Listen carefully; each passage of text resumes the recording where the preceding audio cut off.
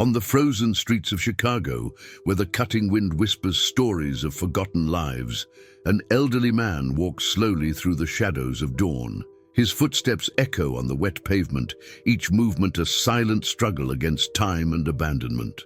A war veteran, whose name few know, carries a torn backpack that holds all his worldly belongings. His hands tremble not just from the cold, but from the weight of decades of memories that refuse to fade. The world rushed past him like a runaway train, leaving him stranded on the platform of life with only fragments of a once purposeful existence. Harold's daily routine always began before sunrise, when the streets still belonged to those society preferred to forget. He knew every corner, every alley, every place where he might find a bit of warmth or a meal. His faded blue eyes, which had once witnessed the horrors of war and unimaginable beauty, now looked at the world with a mix of resignation and stubborn hope. People passed him as if he were invisible, their faces too consumed by their own concerns to notice the living story walking among them. But Harold carried on day after day, holding secrets that could shake the very foundations of reality.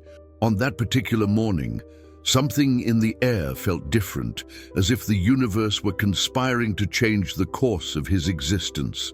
The veteran had no idea, but hidden cameras had already captured his image, and television producers were excitedly discussing that interesting man they had found on the streets.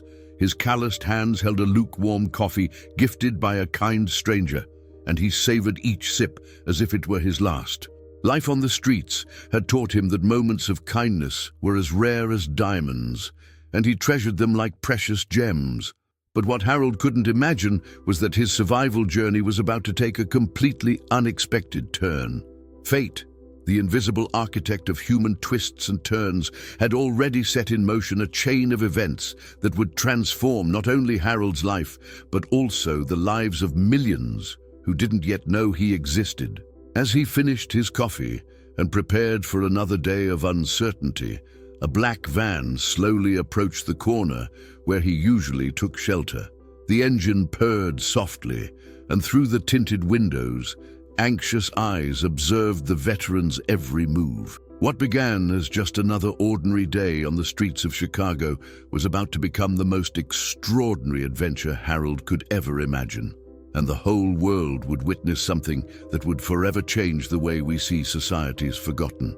The black van stopped gently a few meters from Harold, and three people stepped out, looking completely out of place in the worn-down urban environment.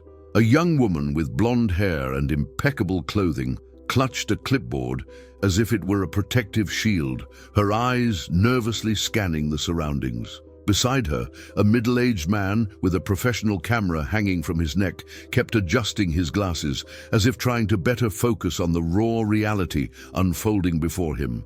The third team member, an experienced producer whose warm smile contrasted with the cold surroundings, approached Harold with careful and deliberate steps. The veteran watched them with the natural suspicion of someone who had learned that well-dressed strangers rarely brought good news to people like him. "Sorry to bother you, sir," said the producer in a gentle voice that immediately put Harold on high alert. "My name is Michael Thompson, and I work in television. We were passing by and couldn't help but notice, well, you have a very interesting presence." Harold frowned, his veteran mind quickly analyzing the possible motives behind this unexpected approach. Decades of experience on the streets had taught him that when well-dressed people came with smiles and promises, there was usually a catch hiding somewhere. But something in the man's sincere tone and the genuine sparkle in his eyes made Harold hesitate before simply walking away. Curiosity, that irresistible force that moves us even in the most unlikely circumstances, began to stir in his tired chest. "Look, I don't know what you're selling, but I don't have money to buy it," Harold replied with a hoarse voice carrying decades of untold stories. The producer chuckled softly, a genuine sound that echoed strangely in that harsh urban setting. "We're not selling anything, sir. Actually, we'd like to invite you to something special. Something that could be, well, life-changing." The word life-changing hung in the air like an impossible promise, and Harold felt his heart race in a way it hadn't in years. The blonde woman stepped forward and, with a hesitant but warm smile, extended a business card that shimmered in the dim morning light. "We work for a very popular television show, and we believe you might have something truly special to share with the world." The invitation echoed in Harold's mind like the memory of a long-forgotten dream, and he found himself at a crossroads he hadn't expected to face on that cold morning. His hands trembled slightly as he took the card, feeling the expensive paper and high-quality print, evidence of a world completely foreign to his own. "I don't understand," he murmured, his voice filled with confusion and a barely perceptible spark of hope. "What do you want from an old man like me?" The producer exchanged a meaningful glance with his team, and Harold sensed there was something they weren't saying, a secret dancing at the edge of their carefully chosen words. But before he could ask more, the man smiled and said words that would forever alter the course of his life. "Trust us, Harold. Tomorrow at 2 p.m. at the address on the card. You won't regret it." The night that followed was the longest Harold had experienced in decades, each hour dragging by like an eternity as he turned the business card over and over between his calloused fingers. The address, printed in golden letters, seemed to pulse with its own energy, as if it held secrets his tired mind couldn't fully decipher. Lying in his worn-out sleeping bag beneath the awning of a closed shop, Harold watched the stars blink through the city's light pollution and wondered if this was all just a cruel illusion. His war memories blended with fragments of long-abandoned dreams, creating a whirlwind of emotions he didn't know how to process. The veteran had learned to distrust hope, for life on the streets had taught him that expectations were merely invitations to deeper disappointment. When the sun finally rose, painting the Chicago sky in shades of orange, Harold made a decision that even he didn't expect. He spent his last coins on a shower at a public shelter, carefully shaved using a cracked mirror, and put on the only clean shirt he kept for special occasions. As he got ready, other homeless people watched with curiosity, whispering theories about what could have prompted such a sudden transformation. "You look different, Harold," said an elderly woman named Betty, who had become his only true friend on the streets. "There's something in your eyes, like you've found something you lost a long time ago." Her words echoed in his mind as he checked the address once more, memorizing every detail as if it were a crucial military mission. The journey to the meeting place was an odyssey through a Chicago Harold knew intimately, yet today it felt completely different. Every street told a story of his life on the margins. Every corner evoked memories of cold nights and hopeless days. The bus he boarded was packed with people living structured lives and headed for clear destinations, and Harold felt like an intruder in a world he had left behind long ago. His sweaty hands gripped the business card so tightly he feared he might tear it. At every stop, he considered getting off and returning to the familiar safety of the streets, but something stronger than fear kept him seated. It was as if an invisible force were guiding him toward a destiny he couldn't fully comprehend. When he finally arrived at the address, Harold found himself standing before an imposing building that seemed to belong to a parallel universe. The glass and steel structure rose toward the sky like a modern cathedral, reflecting clouds on its mirrored surfaces. Well-dressed people came and went constantly, all appearing to know exactly where they were going and why. Harold hesitated on the sidewalk, feeling like a fish out of water, when he noticed that several of these people were watching him with looks that blended curiosity and something that felt like recognition. His heart began to beat faster, and he had the strange feeling that he was about to cross an invisible line separating his old life from something entirely new and terrifying. But before he could step back, the glass doors opened automatically, as if the building itself were inviting him into a world that would change his existence forever. The lobby of the building was a universe of polished marble and soft lighting that made Harold feel as though he had been transported to another planet. The echo of his hesitant footsteps seemed amplified in the cavernous space, where every sound rang out like a reminder of how out of place he was in that world of corporate luxury. The receptionist, a young woman with a professional smile and kind eyes, greeted him by name before he even had the chance to introduce himself, an eerie detail that made his blood run cold for a moment. "Mr. Harold, Mr. Thompson is expecting you on the 23rd floor," she said, handing him a visitor badge that shimmered under the ceiling lights. His hands trembled as he clipped the badge onto his shirt, unable to shake the unsettling feeling that something far bigger was happening than he could yet understand. The elevator ascended silently through the floors, and Harold watched the digital numbers change with a near-hypnotic fascination. With each passing floor, he felt more detached from the world he knew, as if he were rising not just physically, but through layers of reality he had never experienced before. When the doors finally opened, he was greeted by an elegant hallway lined with posters of famous television shows, the smiling faces of celebrities staring down at him from golden frames. Michael Thompson appeared almost instantly, as if he had been waiting on the other side of the doors, his smile even warmer than the day before. "Harold, you came? You have no idea how happy I am," he said, extending a hand with a contagious energy that made the veteran feel a sudden and unexpected flicker of hope. "Before we begin, Harold, I need you to know that today could be the day that changes your life forever," Michael said, as he led him down a corridor that seemed to stretch on endlessly. The walls were decorated with photographs of iconic television moments, and Harold could feel the weight of American entertainment history pressing in on him from every direction. His legs felt heavier with each step, and he began to question whether he had made a terrible mistake in accepting this mysterious invitation. "Change my life how?" he asked, his voice coming out weaker than he intended, nearly swallowed by the muffled sound of his steps on the plush carpet. Michael stopped abruptly and turned to him with a look that mixed excitement and something Harold couldn't quite identify. "You'll find out soon enough, my friend. But first, we need to get you ready for something very special," the producer replied, pushing open a pair of double doors that revealed a room that left Harold completely speechless. The space was a cross between a theater dressing room and a television studio, with lighted mirrors, clothes hanging on golden racks, and a team of people moving with the precision of a well-rehearsed orchestra. A middle-aged woman in a white lab coat approached with a maternal smile that immediately put Harold more at ease. "Hello, dear. I'm Sarah, and I'll be taking care of you today. We're going to make you feel like a star," she said, her gentle hands already guiding the confused veteran toward a chair that looked more comfortable than any place he had slept in years.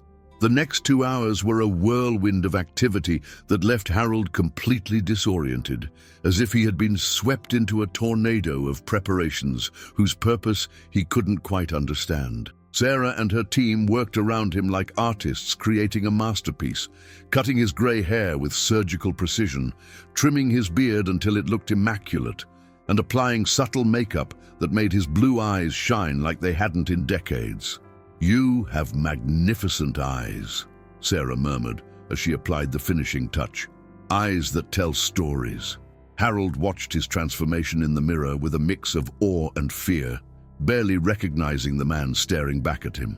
It was as if they were unearthing a version of himself, long buried beneath years of life on the streets, revealing features he had forgotten he even had. "Now comes the most important part," said Michael, appearing at the door with a dark suit hanging on a hanger. "I need you to put this on, Harold. It'll fit you perfectly." The veteran took the suit with trembling hands, feeling the soft fabric, a stark contrast to the rough clothes he had worn for so many years. When he put it on and looked in the mirror one final time, he saw a man who could easily be walking the streets of Chicago on his way to an important job, running a company, or even performing on a stage. "My God," he whispered, his voice thick with emotion. "I haven't looked like this in at least 20 years. The team around him broke into spontaneous applause, and Harold felt tears begin to form in his eyes, a mix of gratitude and terror for the unknown that lay ahead. Michael led Harold down yet another hallway, but this time the veteran could hear sounds that made his heart race in a way he hadn't felt since the battlefield. Muffled voices, distant music, and the unmistakable murmur of an expectant crowd echoed through the walls, creating a symphony of anticipation that made his hands sweat inside the crisp suit. "Harold, before we go in, I need to tell you something very important," Michael said, stopping abruptly and turning to face him with an expression that blended nervousness and what almost looked like reverence. "When you were serving in Vietnam, between 1967 and 1969, you were part of a special group, weren't you? A group that entertained the troops?" The words struck Harold like lightning, and he felt his knees weaken as long-buried memories began to surface from the depths of his mind. How do you know that?" Harold whispered, his voice shaking with a mix of shock and fear. Michael smiled gently, placing his hands on the veteran's shoulders in a gesture of support. "Harold, 3 months ago, one of our researchers found old army recordings, videos of you singing for the soldiers. Your voice, my God, your voice was absolutely extraordinary." He paused, his eyes glowing with a mix of admiration and something deeper. "But that's not all. Last week, a woman contacted us. She said she heard you singing alone on the street late at night when you thought no one was listening. She said it was the most beautiful thing she'd ever heard in her life." The world began to spin around Harold as fragments of memories he had forced himself to forget began to rearrange in his mind like the pieces of a long-lost puzzle. He remembered those nights in the field, singing for his frightened comrades, his voice serving as a beacon of hope amid the chaos of war, and also those lonely nights on the street when music was his only companion. "That was more than 50 years ago," he murmured, barely audible. "I don't even know if I still can." The double doors opened with a dramatic sweep, and Harold was instantly hit by a wave of heat and light that made him blink repeatedly to adjust his vision. What lay before him was a majestic stage, lit by hundreds of lights that shimmered like artificial stars, and an audience that stretched farther than his eyes could see. Thousands of people rose to their feet in unison, their faces glowing with expectation, and something that took Harold a moment to recognize: hope. "My God," he whispered, his legs trembling as he realized he was standing on the stage of America's most popular talent show. The judges, faces he vaguely recognized from television, watched him with encouraging smiles that felt genuinely touched by his presence. The reality of the situation hit Harold like an emotional avalanche, and he felt tears form in his eyes as he understood he was about to face the greatest challenge of his life. The host approached with a microphone, his voice echoing through the auditorium with a warmth that instantly put Harold more at ease.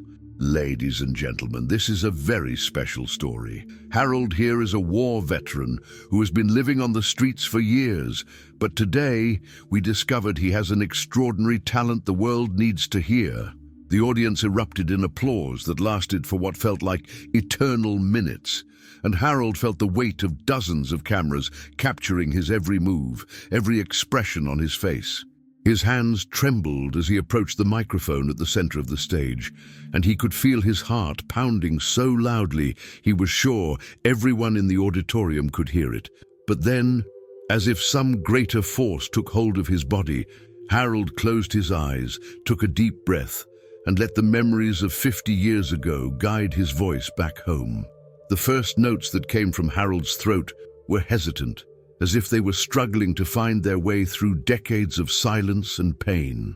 But then, as if a dam had broken, his voice transformed into something that transcended all expectations, filling every corner of the auditorium with a richness and depth that made time itself come to a halt. He sang "Amazing Grace," with a soul forged in the fire of war and tempered by survival on the streets, each word carrying an authenticity that pierced the hearts of everyone present. The audience, which had begun in respectful silence, gradually rose into a standing ovation that swelled with every note, tears streaming freely down the faces of people who had never experienced something so deeply moving. Harold opened his eyes to see not just 1,000 strangers, but 1,000 souls, connected by music flowing from a place deeper than any technique or training could ever reach. The judges were visibly emotional, some wiping away tears they couldn't contain, others simply frozen in place, overwhelmed by the magnitude of the moment they were witnessing. When Harold finished, the silence that followed was just as powerful as the music that had preceded it, a moment suspended in time where nothing existed but the reverberation of a human soul touching other human souls in the most fundamental way. Then, as if a spell had been broken, the auditorium erupted in an ovation that lasted more than 5 minutes, people crying, shouting, and clapping as if they had just witnessed a miracle. Harold remained on stage, still holding the microphone, his face bathed in tears, as he realized he had just rediscovered a part of himself he had believed was dead forever. The golden buzzer was pressed by all the judges simultaneously, a moment that would go down in American television history as one of the most moving ever recorded. Harold watched the golden lights explode around the stage, confetti falling from the ceiling like magical snow as the audience roared in total ecstasy. "Harold," said the lead judge, her voice trembling with emotion, "in 30 years of judging talent, I've never heard anything that touched my heart the way your voice did. You don't just have an extraordinary gift, you have a soul that needs to be shared with the world." Her words echoed throughout the auditorium, and Harold felt as if he were waking from a decades-long nightmare, only to discover that his real life was just beginning. Cameras captured every tear, every smile, every moment of a transformation that transcended television and became pure humanity in its highest form. 6 months later, Harold stood on the same stage, but now as the winner of the show, his voice having captured not just America, but the entire world. The album he recorded, filled with songs that blended his wartime experience with hymns of hope, became the year's bestseller, with millions of people finding comfort and inspiration in his story. But more important than fame or money was what happened on the streets of Chicago. Harold founded an organization for homeless veterans, using his platform to give voice to those who, like him, had been forgotten by society. That final night, as he received the golden trophy, Harold looked out into the audience and saw faces glowing not just with admiration, but with the understanding that they had witnessed something that would forever change how the world sees those who live on the margins of society. He had proven that sometimes the most precious treasures are found in the most unexpected places.